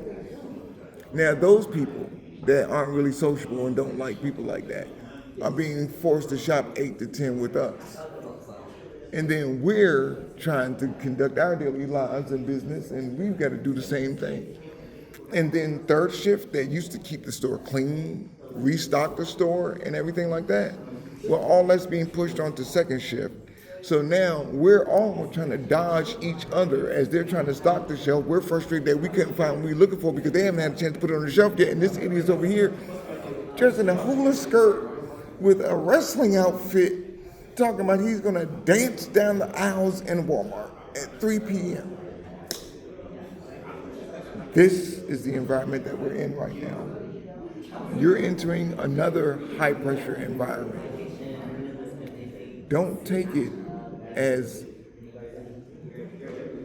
a whole separate, different, new pressure. Just understand that it's all part of the same. Being a doctor is another hat that you wear. It's not something, or should I say, it shouldn't be something that you can't separate yourself from. Because you'll do damage to yourself if you can't. And then you won't be any help to me when I need it.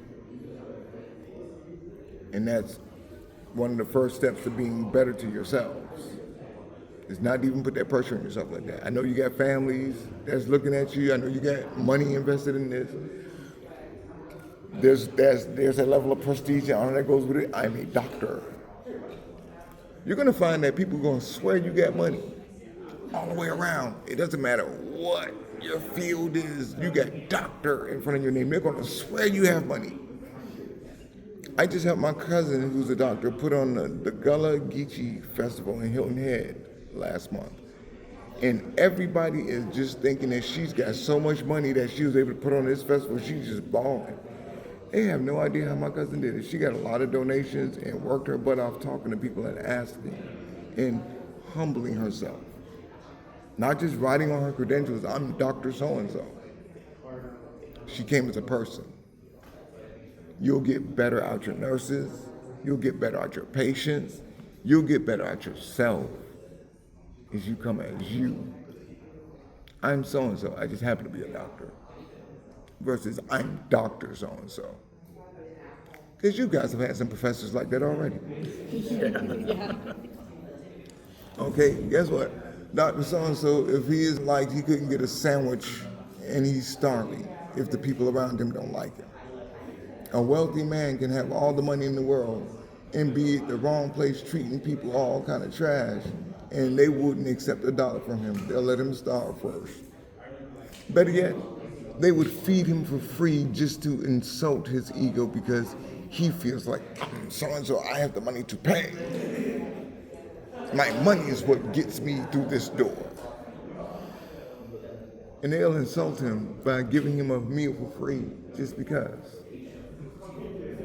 You need to understand that things that are needed, you give.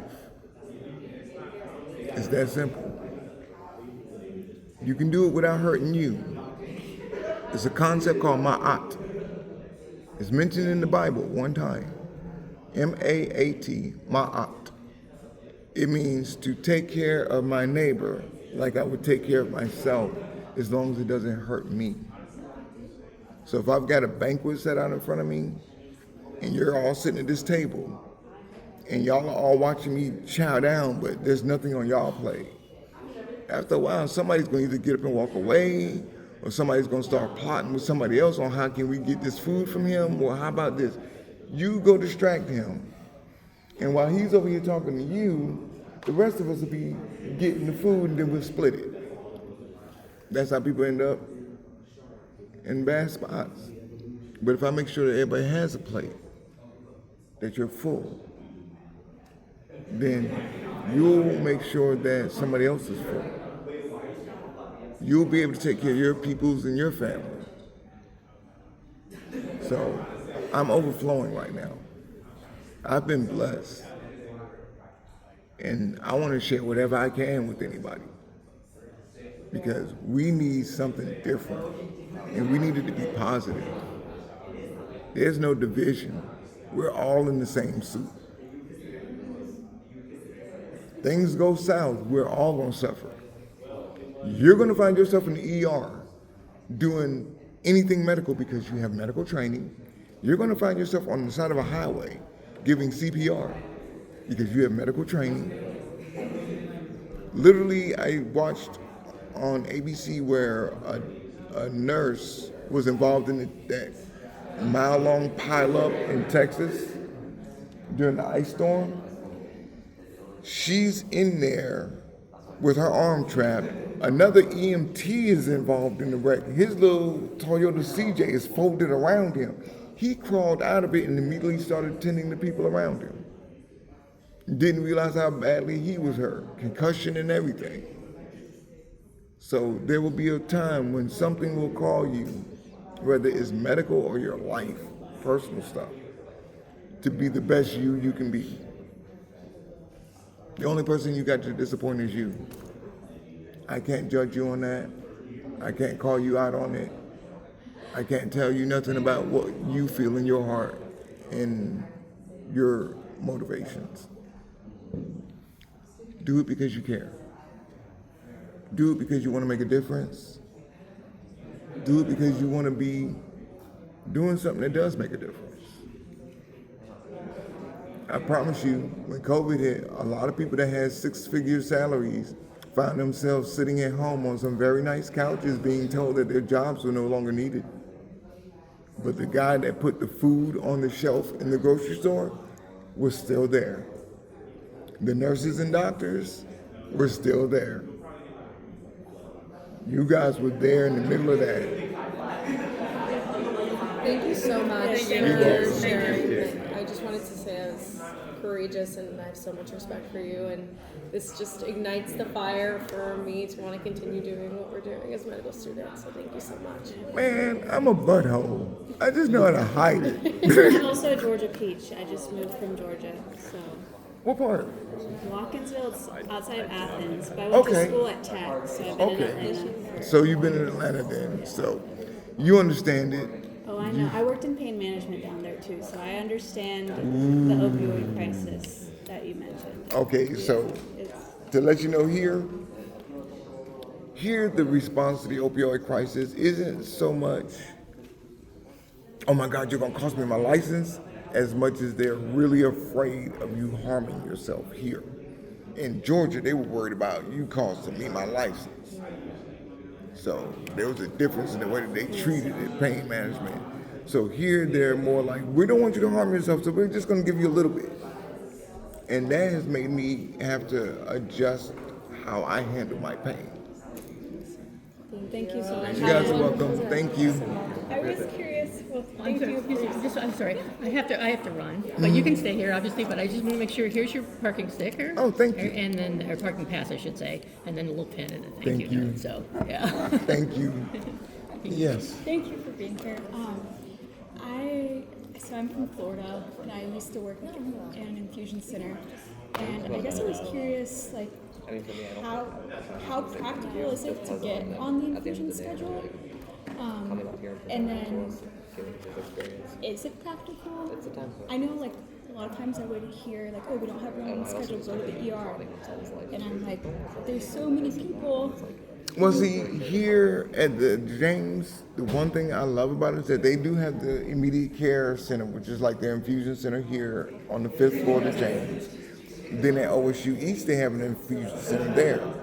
So between my doctor's office during the daytime or in the evening time, I can call the after hours number and they'll go ahead and link me up. And if they've got a bed available, they'll give me a window pretty much like, yo, how long will it take you to get here? 30 minutes.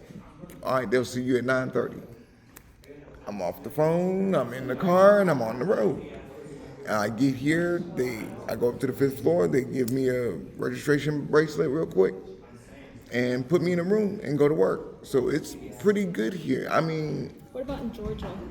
Is it different? that didn't exist. You'd have to go to the ER because when I went back down last month, the heat, man, the heat got to me. I forgot how hot Georgia could be. Oh my God. That was 96, feel like 111. You take a shower and walk outside and it's like, why did I just do that? I should have just let me just baste in my own juices. It would have just been better to stay dirty. Because you walk outside and as soon as that little bit of cool air from the AC inside hits you, as soon as that heat hits you, all of that just turns to liquid instantly. It was that humid that it instantly condensed on you into sweat. And it put me in the ER. It put me in the ER because of that. And like I said, I drove 12 hours straight, got there at 5. At 6 a.m., I was sitting on my little brother's bed talking to him. 8, I'm back at my mom's house, getting a nap. Noon, I'm up. I'm helping with someone that just had a car wreck outside, on my way to walk into the store in the heat, and then I got to drive from Savannah to Hilton Head and then come back that night. And when I woke up the next day, my body was like, dude, you doing too much, man. I'm gonna need you to slow down, please, now. So there was a trip to the ER and also the elevation change that played a part in it. And I ended up sitting in the ER, but once the team saw me, they were actually pretty good. They were pretty quick. It wasn't that bad of a stay in the ER. And I've only had one time here where I had to go to the ER.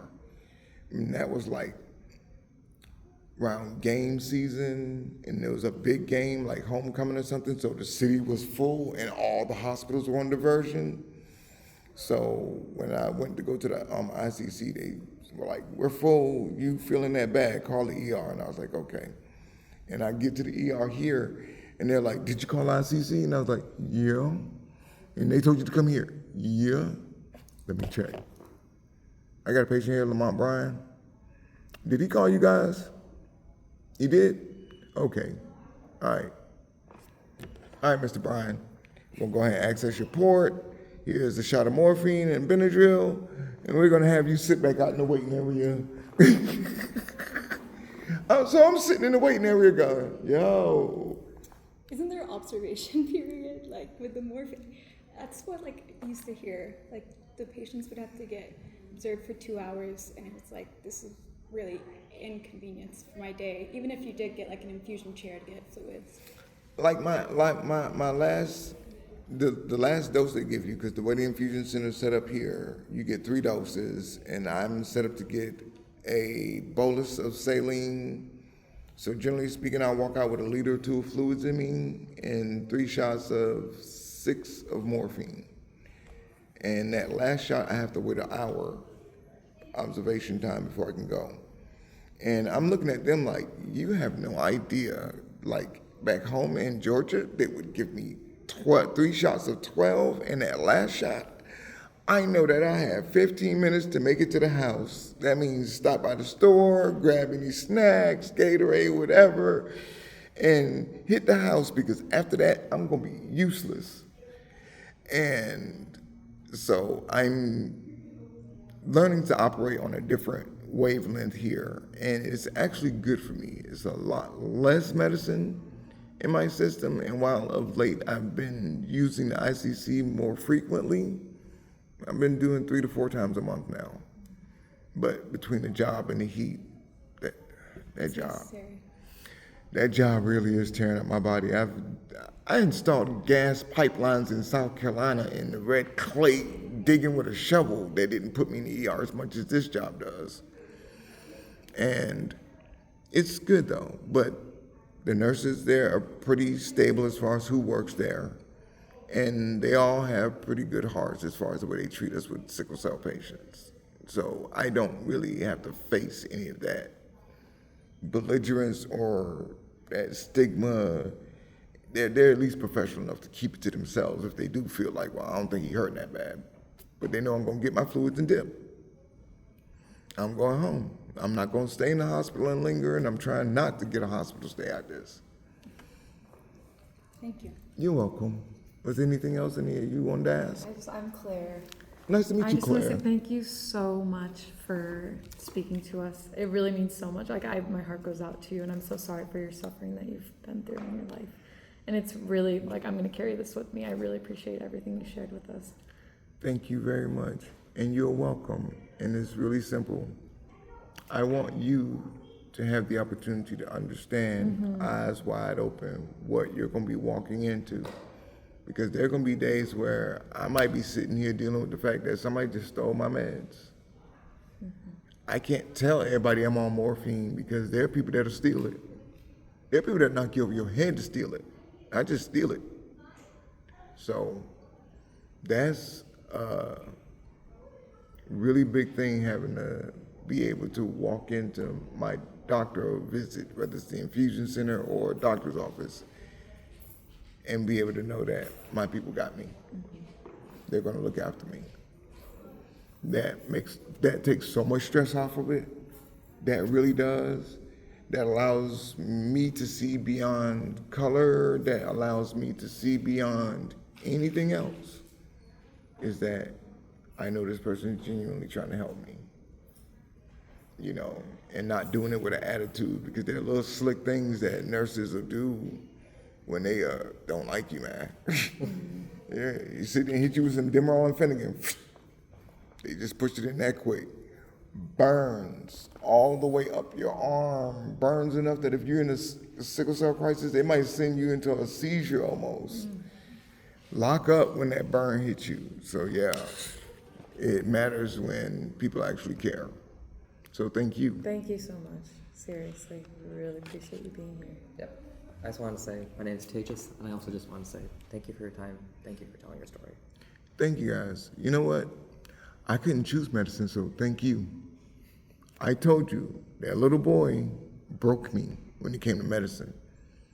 And I just got attached to him just that quick. I was just looking at him going, man, his potential and what could he be and will he be one of those people that miraculously outlives the disease? And I don't know where that little boy is at to this day. And it still sticks with me after 20 plus years. I drove cabs, and cab drivers, police, and ambulance run together. They will see you on your best day and your worst day. I took a lot of people to the hospital. I took a lot of people to the hospital after tragedies, getting beaten, being in a bad car accident, trying to kill themselves. I picked them up from the hospitals after that. I picked up one young lady. She got in the car, and it felt like somebody just put a load of cement bricks in the back. The back of the cab just went, poof. And she was a slight young lady. She was not that big at all. And I was like, ma'am, if you don't mind me asking, it feels like something's weighing you down. If you don't mind me asking, what's wrong? You okay? And she explained to me that I was picking her up from the hospital where her mother, her little brother were hospitalized. They had been flooded out by Katrina. She drove from Savannah to Louisiana to pick them up and drove straight back. She did all the driving. And on the way back, one of her brothers suggested that she might want to get some sleep. And she said no, she was okay, that we were almost to Savannah, we need to go ahead and keep going. And she fell asleep at the wheel, and her little brother got ejected out the windshield, DOA, and her mom and her other brother are in the hospital, and she's about to go return to this hotel room they got by herself. And I don't know what happened to that young lady. And that's part of what y'all gonna deal with as medical students and doctors and having patients. Sometimes y'all are not gonna get to know how the story ended. And you're gonna have to be okay with that. It's hard. It's really hard. And if you're not prepared for it, it can break you. So y'all did that. Thank you. Thank you so much. You guys are Lydia, welcome. thank you so much. You're welcome. I really appreciate sharing. Did you have something you want to ask? No, I just wanted to come up and thank you. You're welcome. What about you, bro? I'm Jay. Nice to meet you. Yes. Pleasure to meet you as well. So yeah, I did actually have a question. Sure. So I just wanted to know a little bit more because my niece personally, she carries the trade. Okay. And I was just curious on how did you find like your care as from going from pediatric to adult, and then also like you said you moved from Georgia to here. So how difficult was that trying to like get information transferred? I know like you have to learn new doctors, and then they don't know you as well as when you was growing up as a pediatric. So how like, can you just explain a little more how all that worked out for you? Well, see, like for me, growing up, since I spent 43 years in the city of Savannah. Okay. Like I was born in Brooklyn, raised in Savannah, and moved up here in 2021. And when I got up here, I was in a fortunate situation where I'd already been under stable medical care for about 10 years at that point. And they just transferred my stuff up here to another branch of the same medical group that he had just joined. So I was plugged in from Savannah to here, and then from here to OSU. So that went really smooth for me. And the one thing about being here in Columbus is that they have Children's Miracle, and Children's is doing a pretty good job of passing them on, but we have to kind of catch them at that point in the transition, because that's what I'm hearing is that that's where the fumble is. That's where they're not getting the explanations. That's where the things that they expected to be done for them, that had been being done for them at Children's, aren't being done anymore. And that's also where they're having to step into the adult role and manage their illness themselves. And like I said, when I was 19, I realized that real quick that mama wasn't gonna be able to handle this. So, bruh, we gonna have to learn. Like when the doctor told me I had septicemia, I was like, septa what? I rolled my happy ass down to the medical library in the ER that day, and just sat there and asked the librarian. I was like, "Doctor said I got septicemia. You got a book that explains that?" And she gave me the book, and I'm sitting there and I'm reading. I'm like, septic. All right, so septic tank, septic system, trash man. I got trash in my shoulder. And I broke it down from there, and I just rolled with it. So the best thing that can be done is to educate her at home. Make sure that she understands. Because then when she runs into that doctor or that nurse that doesn't understand, she can clarify them on some things. And she can do it in an educated, informative way. That will dispel a lot of the rest of the bullshit.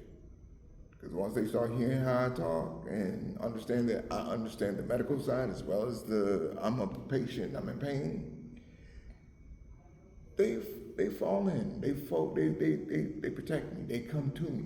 I don't have to struggle and argue with them, you know. And as they get to know my personality, then it just becomes even that much more that after a while, I've started to rebuild my medical family here. And I'm actually happy to say that I've got 2 of these OSU pins now. That's number 2. And that these guys have taken good care of me. And I haven't had to deal with any of that foolishness. I ain't gonna say I haven't encountered racism in the city. I've been to Hilliard, I've been to Dublin. I've dealt with it here. But it's still different than the South. Because in the South they go, "We don't like your kind around here." Fun part is, I can go, "I don't like your kind around here either." You got what I came for? Yeah. You got the money? Yeah. Let's do this, get this, we out. I still don't like you. Call me inside. And that's how it is. But here, they will cut their throat. They will cut their own throat not to deal with you. My first winter, I'm sitting here. This jacket right here, I ordered it offline. Cresta. I was like, all right, soft shell jacket, waterproof, little insulation to it, little fleece, all right, this has been working for me. I wonder if they got the pants.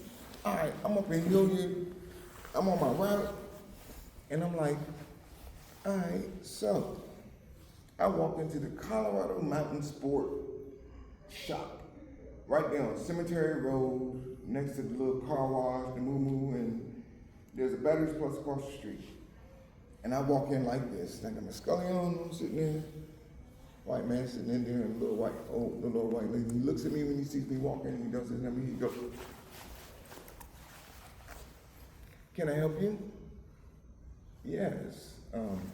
I bought this Cresta ski jacket, and it's used by the Turkish Ski Patrol. I was interested in finding some pants that can match it because I'm from Georgia and this is my first one up here, and I realized that I'm woefully unprepared. Give me one moment to finish up with her. Okay. He walks her over to the counter. Social experiment begins. So let's play this game, Mr. White Man. What you gonna do? He walks upstairs. He's in the loft. He can see down on the sales floor. I can see him looking down. He's sitting there pretending like he's folding.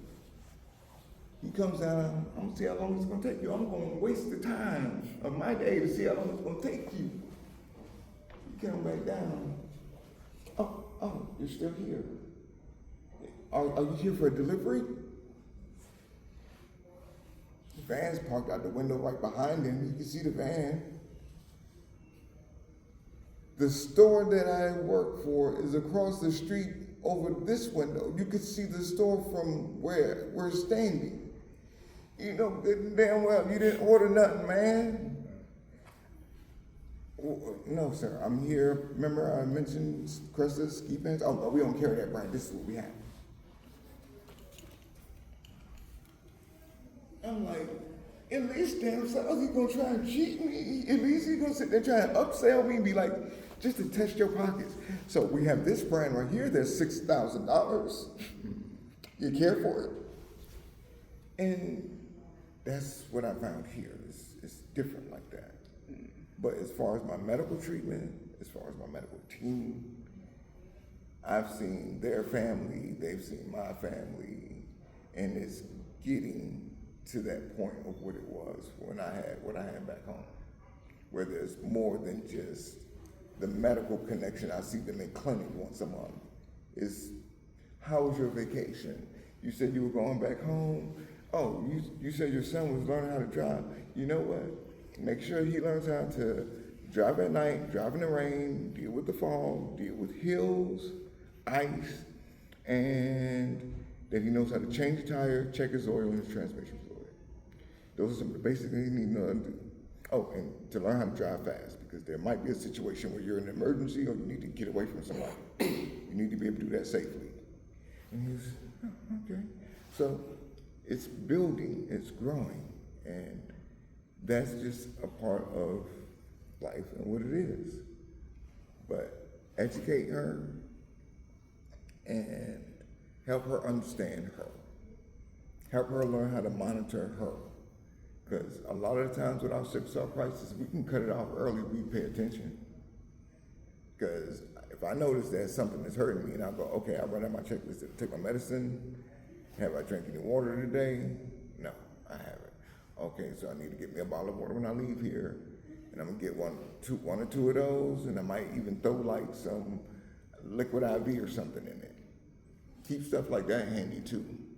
And then there are natural tricks. Like one of my doctors taught me, you get a bottle of water, squeeze a fresh lemon into it, and pour some salt into it, and that'll help make your electrolytes right there. And you can, it's not as, well formulated, say Gatorade or whatever, but it's a quick fix in a pinch. So teach her how to do that and how to adapt, as far as always carry a hoodie or something, just in case. You can get them little packable ones you can throw in your pocket and put in your purse. Just keep one around. Sometimes that makes the difference in between sitting there and being in a situation where you're not in control of being able to drive and leave the environment because you're there with family and you just gotta wait it out, versus being able to say, oh, excuse me, I'm gonna go back out to my car and get my hoodie real quick. So, it is what it is. But thank you, gentlemen, man. Look, it's good to see brothers. You're a brother too. The secret of the world was this: all intelligent civilization came from the brown. All right. We taught them history, medicine, and science. We taught them astrology. They didn't teach us. They're doing it now. And according to them, they're the best in the world. But why is it that Eastern medicine patients seem like they do better?